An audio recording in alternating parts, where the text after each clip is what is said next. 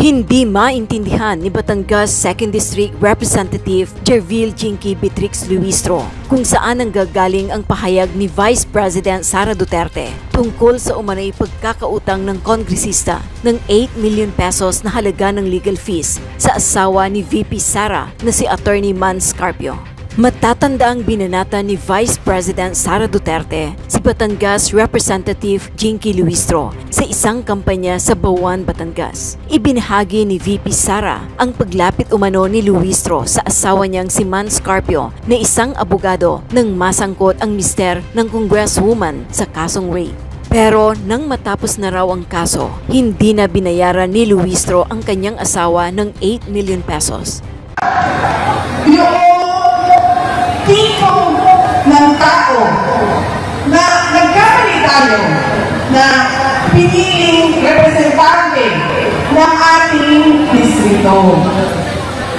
Di po ba yung asawa ay may case?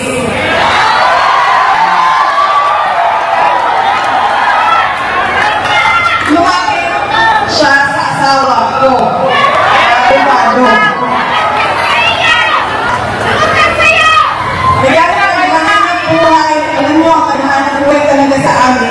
Yung asawa ko.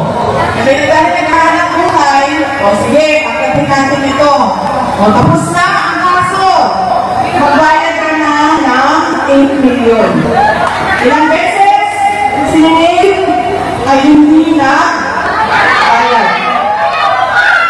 Ganyan ang klase ng tao ng mali natin na napili. Tinatakbuhan ang utang. Dumaan din ako sa practice, hindi na nila nakakabayad lahat. Ang sasabihin niyan, ito attorney, meron akong konti, ito na muna. Pag nagkapera ako sa susunod, magbibigay po ako. Sa susunod na buwan, ito attorney, konti po. Ito lang po muna ngayon. Hindi talaga eh. Kung walang nangyari. Nakikita ko, nakikita niya.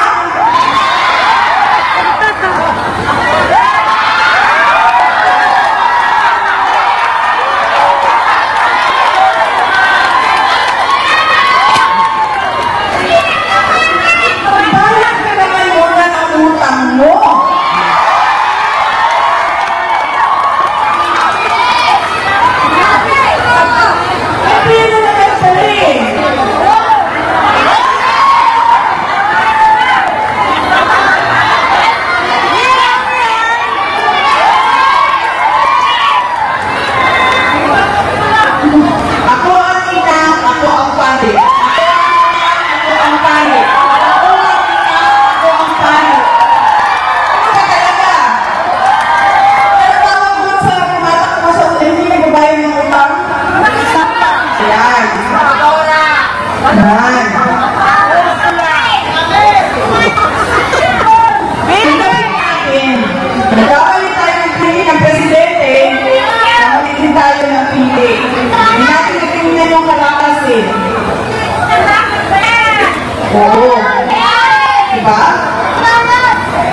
Diba? Ganyan ang klase ng pagkakamali namin. Ayon kay Congresswoman Attorney Jinky Luistro, si Attorney Nilo Divina ng kilalang Divina Law Office ang tumayong abogado ng asawa niyang si dating Mabini Mayor Noel Luistro sa fabricated cases of rape na hinarap nito, nakalaunan at ibinasurang lahat ng korte.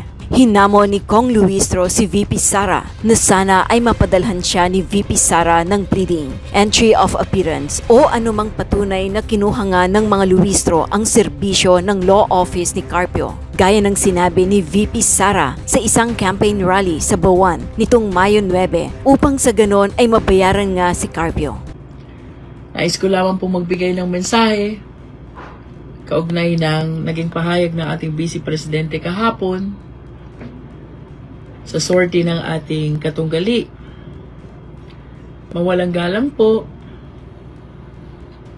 hindi po buwaya ang Congresswoman ng Batangas 2nd District. Ang Congresswoman po ng Batangas 2nd District ay congresswoman na nagtratrabaho sa tiwalang ibinigay ng taong bayan. Pangalawa po,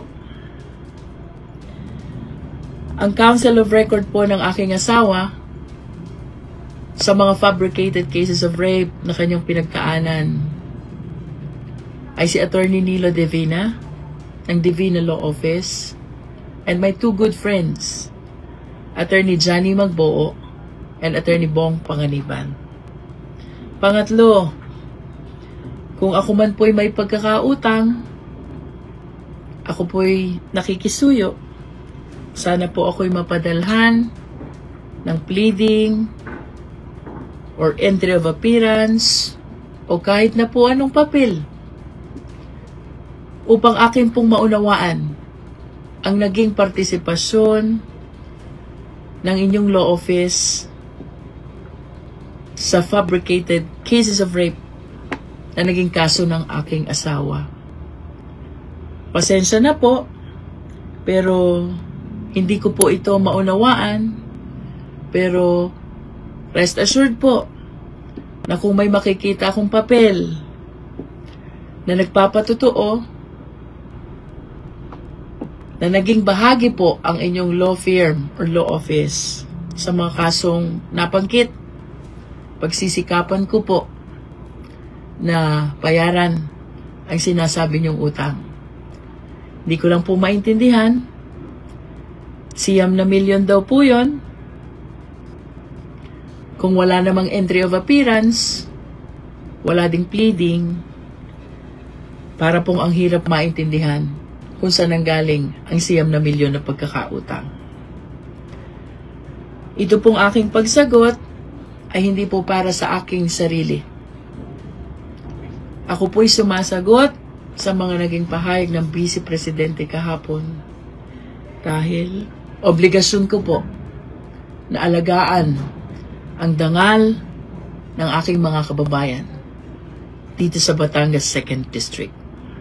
Sana po ako'y inyong maunawaan. Sa huli, sa lahat ng ating mga kababayan from Batangas 2nd District, Mabini, Pawan, San Pascual, San Luis, Lobo at Tingloy. Maraming salamat po sa patuloy na umaalab na suporta sa inyong lingkod. Asahan po ninyo na sa muli niyong pagtitiwala kay Beatrix, lalo kong gagalingan, lalo kong sisipagan, lalo kong huhusayan, sapagkat isa lamang po ang aking paninindigan. Ito po si Beatrix, ninang ng kabataan, champion ng mga magulang, congresswoman ng taong bayan. Larga po, Batangas 2nd District. Maraming salamat po sa inyong lahat. I love you, Batangas 2nd District. I love you, Mapini, Pawan, San Pascual, San Luis, Lobo, and Tingloy. Maraming salamat po. May bisita yung mga kalaban kahapon. Nais ko po sanang sagutin ang kanyang mga sinabi.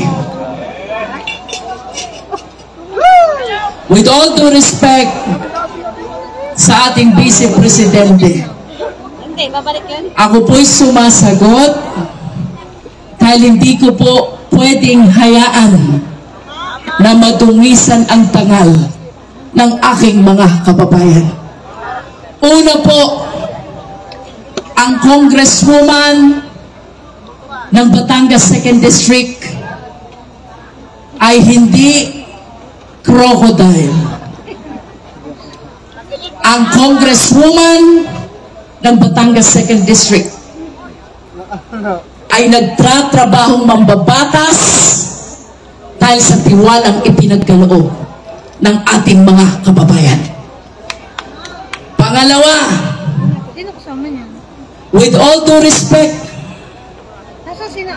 kahit po tingnan ang records, the Council of Record of my husband in those fabricated cases of rape are Attorney Nilo Divina of Divina Law Office and my two very good friends, Attorney Johnny Magbuo and Attorney Bong Panganiban. Number 3, kung ako naman po ay totoong may utang sa ating iginagalang na Vice Presidente, ako po'y pakipadalhan man lamang ng entry of appearance o kahit na anong pleading para aking maunawaan ang pinagmulan ng 9 na milyon na sinasabing utang. Pasensya na po, mahal na Vice Presidente, wala pong maalala ang congresswoman na pagkakautang.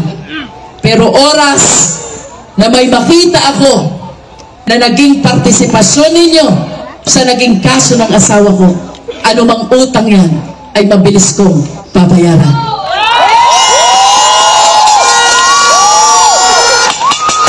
Samantala, nagpasalamat si Congresswoman Jinky Luistro sa muli niyang pagkakahalal. Muling nagwagi si Batangas 2nd District Representative Attorney Jervil Jinky Bitrix Luistro sa congressional race para sa pangalawang distrito sa Batangas City na nangangahulugang ang pagkapanalo ni Attorney Jinky Luistro sa halalan ay napanatili niya ang kanyang tungkulin bilang isang public prosecutor ng Kamara sa paparating na impeachment trial ni Vice President Sara Duterte. Mananatiling kinatawan ng ikalawang distrito ng Batangas si Jervil Jinky Bitrix Luistro matapos talunin si dating kongresista Ranyo Abo.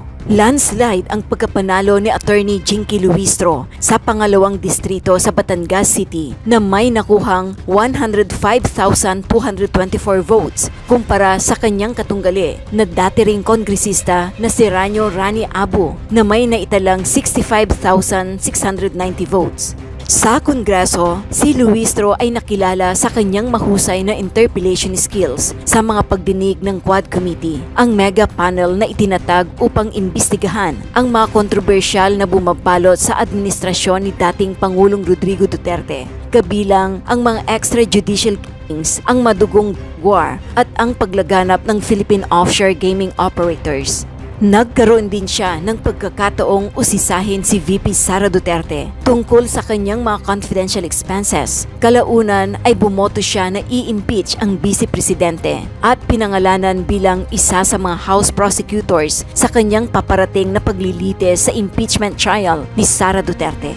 Sa pagkapanalo ni Attorney Jinky Luistro, napanatili niya ang tungkulin bilang isa sa mga 11 House prosecutors kapag nagsimula na ang paglilitis pagkatapos ng State of the Nation address nitong darating na Hulyo. Bukod kay Congresswoman Luistro, nauna ng binatikos ni Vice President Sara Duterte si Manila 3rd District Representative Joel Chua sa isang campaign event sa mismong distrito nito kung saan nagbiro pa ang Vice President na sasalaksakin ng mansanas ang lalamunan ni Chua hanggang matay. Ibibigay ko itong apple na ito kay Apple Nieto. Ma'am, saksak mo ito sa bibig ni Apple Chua hanggang sa kanyang lalamunan hanggang siya ay mamatay. Apple na yan. Ibigay mo kay Snow White Joel Chua. Alam niyo,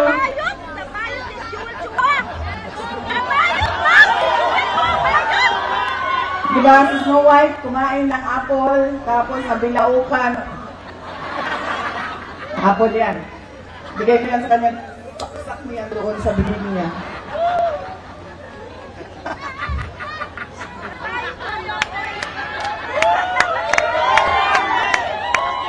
Nagwagi din si Manila 3rd District Representative Joel Chua ng pangatlong distrito ng Maynila. Kabilang din si Kong Chua sa 11 House prosecutors na maglilitis kay VP Sara sa impeachment trial laban sa kanya.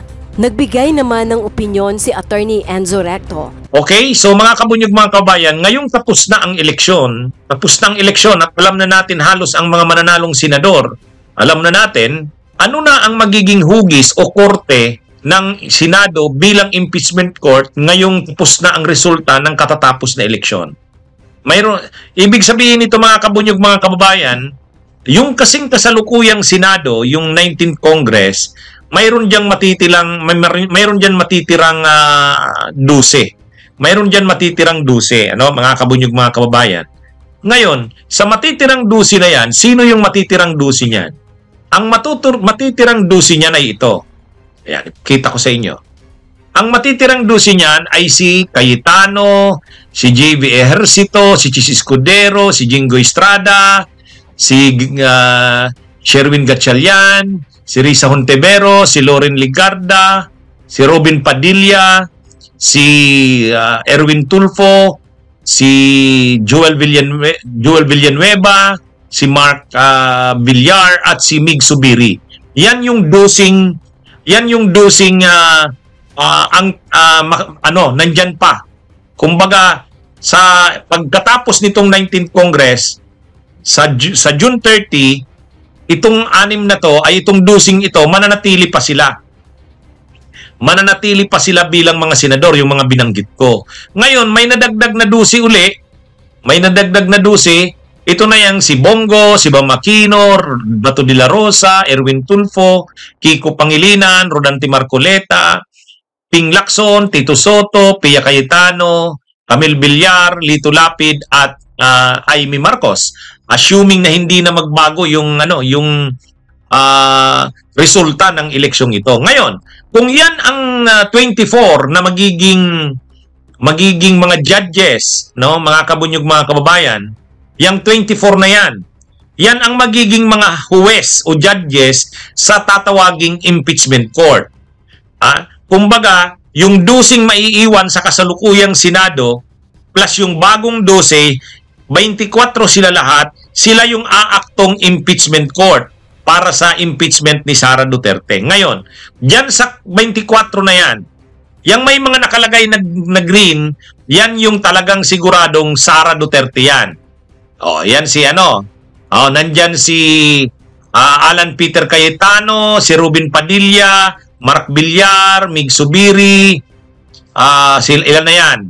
Cayetano Alan, Robin Padilla, Mark Villar, at Mig Subiri. Yan, apat sa kasalukuyang Senado.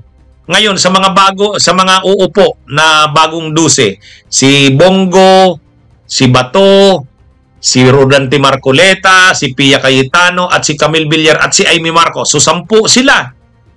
10 sila, mga kabunyog. 10. Kaya, ano ito, mga kabunyog eh? Ibig sabihin, itong mga senador na to, sigurado na tayo na maka-Duterte ito. Kaya medyo mahihirapan talaga yung pag-convict kay Sara. Mahihirapan yung pag-convict kay Sara. Kasi karamihan ng mga nanalong senador ngayon, katulad, uupo uli si Bongo, balik si Bato. Balik si Pia Cayetano, ay lahat pa naman mga yan, balik si Amy Marcos. Lahat pa naman yung mga yan makasara. Nadagdag pa si Marcoleta, nadagdag pa si Camille Villar. May dati na diyan ng mga makasara, si Mig Subiri, si Mark Villar, si Robin Padilla, at si Peter Cayetano, Alan Peter Cayetano. Kaya sa totoo lang, medyo mahirap talaga ang impeachment ni Sara sa ganitong komposisyon ng Senado. Kaya nga sana natin, kaya di ba sana, sinasabi natin noon na dapat sana, sa halip na si Camille Villar at saka si Amy Marcos ang nanalo doon sa 11-12, mas maganda sana kung si Manny Pacquiao man lang at si Benhur Abalos. At least si Benhur Abalos at saka si Manny Pacquiao, sigurado tayo para yun sa impeachment ni Sara, iko-convict nun. Kaya mga kabunyog, mga kababayan, hindi maganda itong nangyaring resulta nitong eleksyon, nitong Mayo, kasi ang 6 na nanalong senador ngayon sa eleksyon nitong Mayo, itong ginanap kahapon, ang 6, si Bongo, si Bato, si Marcoleta, si Pia Cayetano, si Camille Villar, at si Amy Marcos ay mga makasara. Kumbaga mga makasara. Kaya ito, mga kabunyog, mga kababayan. Pero kung natalo sana si Amy Marcos at si Camille Villar, sa halip nila ay nakaupo si